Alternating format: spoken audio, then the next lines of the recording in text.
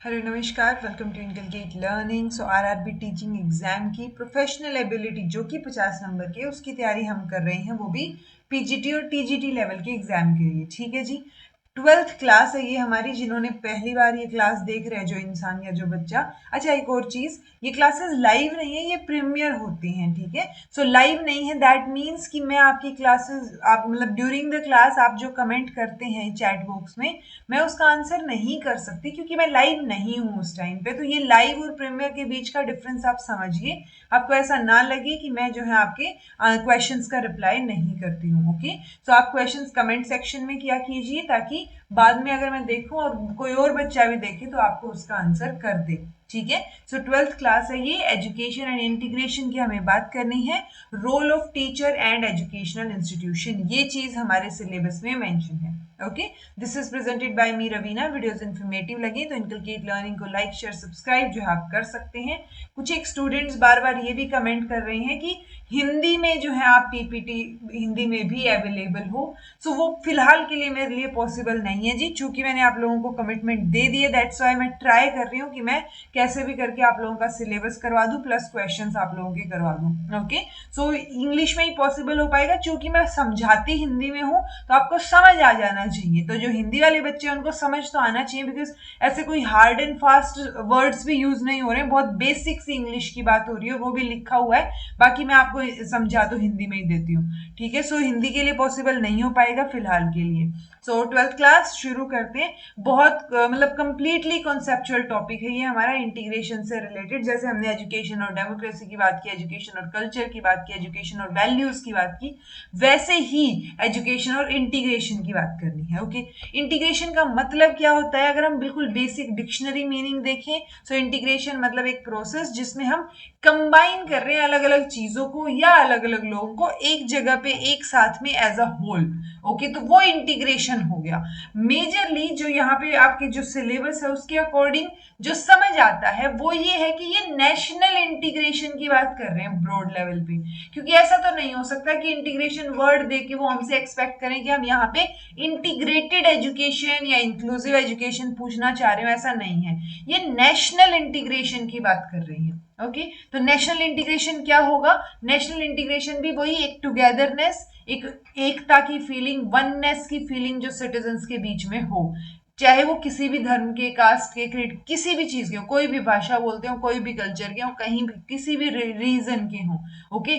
Point सिर्फ इतना सा है कि एकीकरण की बात हो रही है। ठीक है। नेशनल लेवल पे हम एकीकरण की बात करेंगे तो हम सबको साथ लेके चलने की बात करेंगे। उसमें हम कई बार देखते हैं, जैसे मल्टी कल्चरलिज्म हम पढ़ते हैं। ठीक है। या प्लूरलिज्म हमने पढ़ा। ठीक है। Cultural pluralism.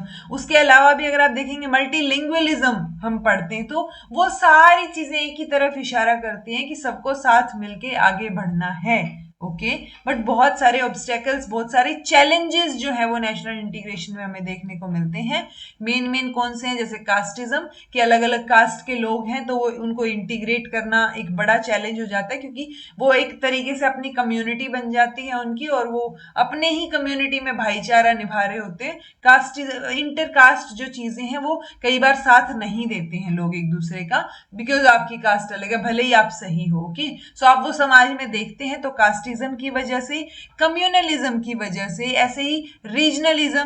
कम्युनलिज्म में भी आप वही लगा सकते हो कि कम्युनल राइट्स जो है वो हमें देखने को मिलते हैं। या जो है रीजनलिज्म, ये रिलीजन, कम्युनलिज्म को आप रिलीजन से कनेक्ट करके समझने की कोशिश कर सकते हो कि सबका अलग अलग रिलीजन होता है, तो वही कास्टिज्म वाली फीलिंग हो गई यहाँ भी कि रिलीजन अलग है और उस रिलीजन में भी फर्दर कास्ट जो है वो आपको देखने को मिल जाएंगी।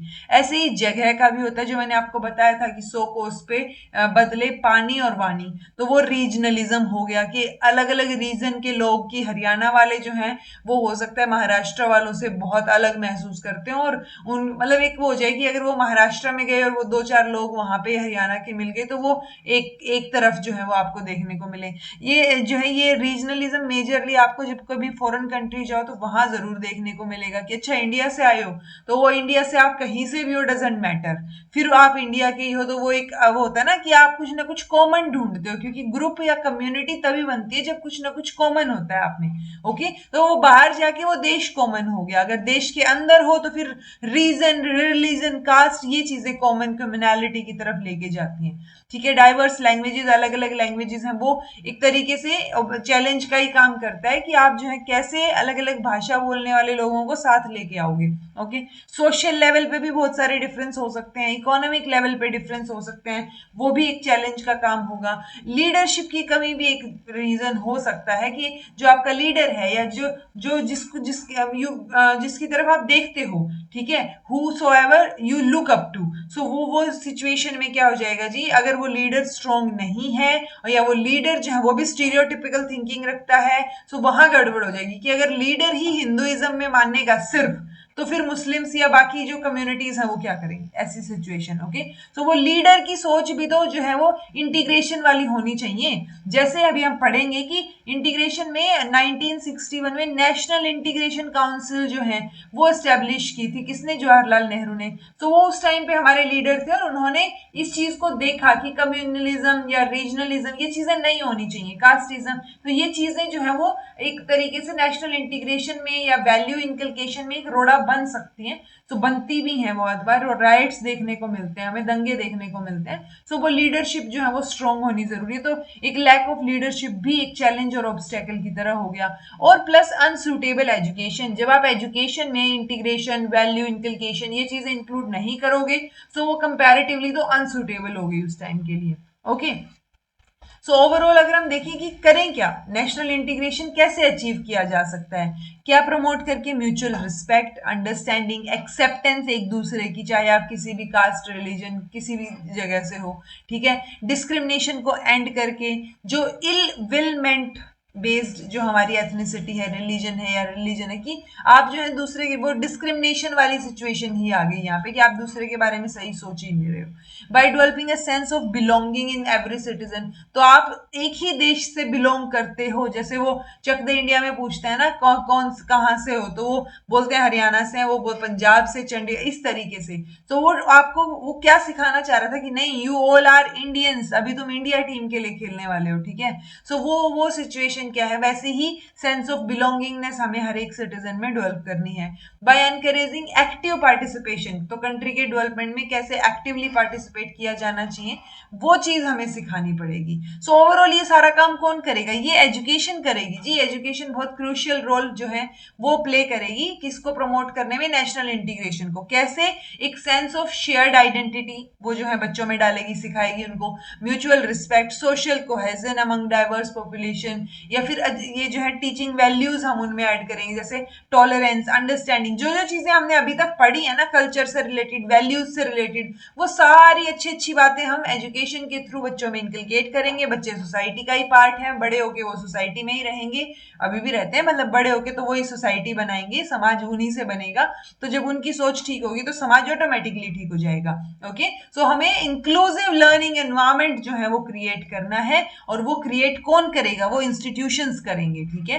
तो इंस्टीट्यूशंस का क्या काम रहेगा अगर हम वो देखें, तो जो सेकेंडरी एजुकेशन कमीशन है अपना, जिसको मुदालियर कमीशन भी बोलते हैं, उन्होंने भी ये बोला था कि एजुकेशन जो है वो किसमें कंट्रीब्यूट करेगी, डेवलपमेंट ऑफ हैबिट में, एटीट्यूड, क्वालिटीज ऑफ कैरेक्टर, ये चीजें इंकलकेट करेगी बच्चों में एजुकेशन। सो वो चीजें जब इंकलकेट होंगी तो एक वो होता है ना ब्रॉड लेवल पे हम सोच पाएंगे, और जो वो हम डेमोक्रेटी या जो हमने डेमोक्रेसी में पढ़ा था, तो वही डेमोक्रेटिक सिटीजनशिप या ग्लोबल विलेज वाला जो कॉन्सेप्ट पढ़ा था उसकी तरफ आगे बढ़ पाएंगे। ओके, और ये क्या करेगी, ये जो ऑलरेडी गलत चीजें हो रही हैं या जो टेंडेंसीज हैं जो कि एक हिंड्रेंस बन रही है हमारे समाज में, एक सेक्युलर आउटलुक या एक नेशनल आउटलुक बनने में, एक ब्रॉड आउटलुक से आप नहीं देख पा रहे हो, उनमें यही हिंड्रेंस बन रही है। तो उन हिंड्रेंस जो बन रही है उनको हम क्या करेंगे, ये हैबिट्स, बेटर हैबिट्स को इनकलकेट करके सही करने की कोशिश करेंगे। ओके, बहुत सारे प्रोग्राम्स भी हैं जो नेशनल इंटीग्रेशन को प्रमोट करते हैं। आप देखेंगे नेशनल इंटीग्रेशन कैंप्स भी लगते हैं, एनएसएस जो है वो भी अलग अलग जगह पे एनएसएस के कैंप्स लगते हैं, वहां पे भी अलग अलग जगह के बच्चे आते हैं और साथ में जो है वो कुछ सीखते हैं। एनसीसी के भी कैंप्स लगते हैं, वहां पे भी अलग अलग, जैसे कई बार आप देखेंगे इंटर स्टेट या नेशनल लेवल पे कोई कैंप लग रहा है तो अलग अलग स्टेट के बच्चे आ रहे हैं, वहां पे आप उनसे बातचीत करते हो, इंटरेक्ट करते हो, एक्टिविटीज में पार्टिसिपेट करते हो। ऐसे ही स्काउट गाइड के कैंप आपने सुने होंगे। सो भारत स्काउट्स एंड गाइड्स, एक भारत श्रेष्ठ भारत, ये हमारा एनईपी से रिलेटेड हो गया, जो एनईपी 2020।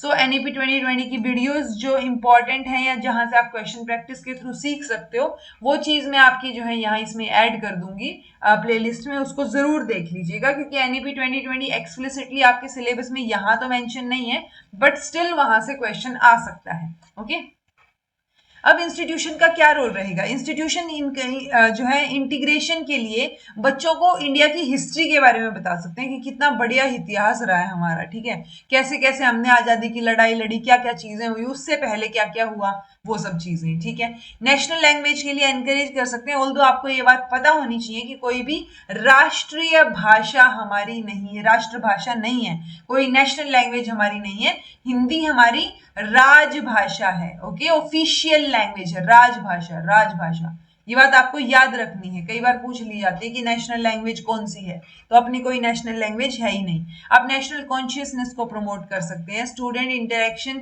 जो है उसको एनकरेज कर सकते हैं, जो हमने देखा एनसीसी एनएसएस में अलग अलग जगह के बच्चे आते हैं, तो आप अलग अलग रीजन, लैंग्वेज, रिलीजन, कल्चर, उन चीजों को जानते हो इंटरेक्शन के थ्रू। ओके, हम सोशल इनइक्वालिटीज को एड्रेस कर सकते हैं, स्टीरियोटाइप्स को एड्रेस कर सकते हैं इंस्टीट्यूशन के थ्रू, ठीक है। एक पैन इंडियन माइंडसेट जो है वो क्रिएट कर सकते हैं rather than regional mindset. Okay, values inculcate कर सकते हैं, जो हमने वैल्यू वाली क्लास में पढ़ी थी कि किस तरीके की वैल्यूज आप इनकलकेट कर सकते हो। ये सारा काम किसकी मदद से होगा, टीचर की मदद से होगा जी, क्योंकि क्लास में जाके खड़ा तो टीचर नहीं होना है ना। सो टीचर का बहुत इंपॉर्टेंट रोल रहेगा। टीचर को हम हमेशा एक फैसिलिटेटर और एक गाइड की तरह देखते हैं, ये बात आपको याद रखनी है। टीचर ही है जो एक बेटर कंड्यूसिव एनवायरमेंट जो है वो क्लास में क्रिएट करेगा। तो बच्चों के लिए एक बढ़िया एनवायरनमेंट क्रिएट करना टीचर का काम है, और टीचर ही वो हिस्ट्री पढ़ाएगा, कोलैबोरेटिव लर्निंग को एनकरेज करे, देन ग्रुप एक्टिविटीज का इस्तेमाल करे, खुद एक रोल मॉडल की तरह काम करे, जो हमने पहले की क्लासेस में भी पढ़ा है। इंटीग्रेटेड करिकुलम का इस्तेमाल जो है टीचर कर सकता है, एनकरेज करे नेशनल लैंग्वेज, या जो हम राष्ट्रभाषा नहीं राजभाषा बोल रहे हैं, ऑल्दो बहुत जगह पे आपको एक पॉइंट मिल जाएगा, बट स्टिल नेशनल लैंग्वेज नहीं है, वो बात याद रखिएगा। तो एक कॉमन, अगर ना भी एनकरेज करे तो जो मल्टीलिंगुअल क्लासरूम जो है वो क्रिएट करने की कोशिश करें, तो और पॉजिटिव एस्पेक्ट की तरफ आपको जाना है। अलग अलग तरीके के इवेंट्स भी ऑर्गेनाइज कर सकता है टीचर। तो टीचर का काम, इनफैक्ट टीचर ही अपने आप में एक एनवायरमेंट होता है, और वो एक बहुत बेटर और फर्दर एनवायरमेंट क्रिएट करे, तब जाके चीजें बेटर होंगी। ओके, अच्छा, इसी के साथ अगर हम देखेंगे तो एक नेशनल इंटीग्रेशन काउंसिल जो है वो भी बनाई गई थी, एक्स्ट्रा कॉन्स्टिट्यूशनल बॉडी हम इसको बोलेंगे, क्योंकि ये कॉन्स्टिट्यूशन में मेंशन नहीं है। चेयर किसने किया था, चेयरपर्सन कौन थे, तो वो चेयरमैन जो है वो प्राइम मिनिस्टर ऑफ इंडिया थे, जवाहरलाल नेहरू ने 1961 में एक नेशनल इंटीग्रेशन कॉन्फ्रेंस जो है वो हेड की, और वहां पे ये बोला कि जो ये कम्युनलिज्म है, कास्टिज्म है, रीजनलिज्म, लिंगुअलिज्म, नैरो माइंडेडनेस या स्टीरियोटिपिकल थॉट्स है, थिंकिंग है, उन सारी चीजों से हमें क्या है ना, बाहर निकलना है, ठीक है। वो सारी चीजें देश के लिए सही नहीं है, तो उनसे लड़ने के लिए हमें क्या करना है, ये कॉन्फ्रेंस में डिसाइड किया गया कि एक नेशनल इंटीग्रेशन काउंसिल हम सेटअप करते हैं, जो इन सारे मैटर्स पे रिव्यू करेगी, देखेगी और हमें रेकमेंड करेगी कि कैसे हम नेशनल इंटीग्रेशन कर सकते हैं, कैसे हम आगे बढ़े इस दिशा में। ओके, तो नेशनल इंटीग्रेशन काउंसिल की फर्स्ट मीटिंग 1962 में होती है, और वहां से तब से लेके आई थिंक अब तक 16 मीटिंग्स हो चुके हैं 2019 तक, अगर आप बात करेंगे तो। ओके, सो पॉइंट ये है कि 1962 में पहली मीटिंग हुई थी, ये बात याद रखो, नेशनल इंटीग्रेशन काउंसिल भी एग्जिस्ट करती थी, 61 में कॉन्फ्रेंस हुई थी वो बात। अब ये जो नेशनल इंटीग्रेशन काउंसिल थी, ये इन्होंने क्या क्या क्या चीजें बोली, ओके, तो इन्होंने क्या बोला कि ये पहले तो ये वो उन सारी टेंडेंसीज को कंडेम करते हैं या उनके अगेंस्ट हैं जो कि नेशनल एकीकरण को या नेशनल सॉलिडारिटी को, एकता को क्या कर रहा है, उनकी जड़ों को खोखला कर रहा है। अगर उनकी जड़ों पे जो है स्ट्राइक कर रहा है या वार कर रहा है तो वो उसको ये कंडेम करते हैं, उस एक्टिविटी को, उन चीजों को, उस सारी चीजों को। उसके साथ साथ ये सबको इकट्ठा साथ लाने की बात करते हैं कि जितनी भी पॉलिटिकल पार्टीज हैं, कोई और वॉलंटरी ऑर्गेनाइजेशन जो है वो आना चाहे साथ में, अलग जो है other citizen groups, press, leaders of opinion, ये सबको साथ आके आगे बढ़ने की कोशिश करने के लिए कि सब लोग साथ मिलके ही कर पाएंगे। हम अकेला इंसान जो है वो पहाड़ नहीं तोड़ सकता, तो वही सिचुएशन है कि हम सब साथ मिलके ही नेशनल इंटीग्रेशन ला पाएंगे। ओके, कैसे ला पाएंगे कि जो कम्युनल इलविल या जो रीजनल एनोमिसिटीज हैं उन सबको क्या करना है, हमें कम करना है, डिस्करेज करना है, हमें गलत चीजों को बढ़ावा नहीं देना है, ठीक है। जो मिसगाइडेड एलिमेंट्स हैं उनको डिस्करेज करना है, जो सोसाइटी को एक गलत दिशा में लेके जाएं। ओके, हमें एक्टिव और एनर्जेटिक प्रोपिगेशन करना है प्रिंसिपल्स का, जैसे टॉलरेंस, हार्मनी, भाईचारा, वो सारी फ्रेटर्निटी, वो सारी चीजें हमें क्या करनी है, प्रोपिगेट करनी है एक्टिवली, कि भाई ये प्रिंसिपल्स हमें अपने अंदर इनकलकेट करने चाहिए, ठीक है। हम मोबिलाइज कर सकते हैं constructive forces of the society को, ताकि वो हेल्प करें और एनकरेज, हमें मतलब एक तरीके से हम लीडरशिप ऐसी चीज लोगों के हाथ में दें जो कि मोबिलाइज करें बेटर चीजों, कंस्ट्रक्टिव फोर्सेस को मोबिलाइज करें सोसाइटी में, ताकि वो कंस्ट्रक्टिव फोर्सेस हमारी हेल्प करें सेक्युलरिज्म, इंटीग्रेशन, ये सारी चीजें लाने में देश में। ओके, सुटेबल कम्युनिटी एक्टिविटीज या प्रोग्राम्स, स्पेलिंग गलत है जी, प्रोग्राम्स, तो वो सारी चीजें जो है हम कंडक्ट करवा सकते हैं ताकि एक बेटर सिटीजनशिप की तरफ या एक बेटर सिटीजन या ह्यूमन बीइंग हम इंसान मतलब अपने स्टूडेंट्स को या बाकी लोगों को बना पाए। ओके, सो ओवरऑल हमें ये समझ आता है कि अकेला इंसान तो नहीं कर सकता, जैसे river Ganga is not Ganga जब तक उसकी ट्रिब्यूटरीज उसमें नहीं मिल जाती। ओके, तो हमें देश की जो नेशनल स्ट्रीम है, यानी ये मान लो गंगा है ना, तो ये गंगा को ही हम देश मान रहे हैं कि इस देश में हम सब लोग जब मिलेंगे ना, हम सब लोगों की एफर्ट्स जब मिलेंगे तब जाके कुछ हो पाएगा। ओके, तो नेशनल ये इंडियन नेशनल स्ट्रीम की ट्रिब्यूटरीज बनना पड़ेगा हमें, ताकि हम लोग सब लोग मिलके वो काम जो है वो अचीव कर सके। ओके, तो इसी के साथ आपका जो ये पोर्शन है जी, फिलोसफी से लेके इंटीग्रेशन वाला, जिसमें 22 से 28 क्वेश्चन आपको देखने को मिलेंगे, ये यहाँ पे कंप्लीट करवा दिया है मैंने। अगर आपको कुछ समझ नहीं आया हो तो कमेंट करके पूछ लीजिएगा, समझ आ गया है तो बताइएगा। ओके, नेक्स्ट जो है हमारा है psychology of learner and teaching, 13 to 18 question यहाँ से आएंगे। तो इसमें साइकोलॉजी है, ग्रोथ एंड डेवलपमेंट है, इंटेलिजेंस। तो आप ये बात ध्यान रखिए, मैंने ये इसलिए ये क्लास में एंड में ऐड किया है कि जो इंटेलिजेंस वाला पोर्शन है उसके लिए मैंने अराउंड छोटी मोटी मिला जुला के 20 क्लास जो है आपकी प्लेलिस्ट में ऐड की है। इंटेलिजेंस का पोर्शन धीरे धीरे करके उन क्लासेस से कवर कर लीजिए, क्योंकि ये थियरी और मेजरमेंट इन्होंने एक्सप्लिसिटली मेंशन कर दिया, तो इंटेलिजेंस थोड़ा डीप डाउन हमें करना पड़ेगा ताकि आपको मोटे तौर पे मतलब चीजें पता हो, ताकि आप क्वेश्चन सोल्व कर सको। तो मैंने इंटेलिजेंस बिल्कुल बेसिक से लेके थियरीज तक, कैसे मिस यूज सारी चीजें एड ऑन कर दी हैं। ओके, तो आप वो क्लासेस जो है वो देख लीजिएगा इंटेलिजेंस के लिए। उसके अलावा जो हमारा है साइकोलॉजी की क्लास, ये फर्स्ट वाली क्लास, देन ये ग्रोथ एंड डेवलपमेंट की क्लास, लर्निंग, मोटिवेशन, 3 4 क्लास होगी, देन ये psychology and education of this 5 और एक इवेल्युएशन की 6, ये 6 क्लासेस में हम ये पोर्शन को कंप्लीट कर लेंगे।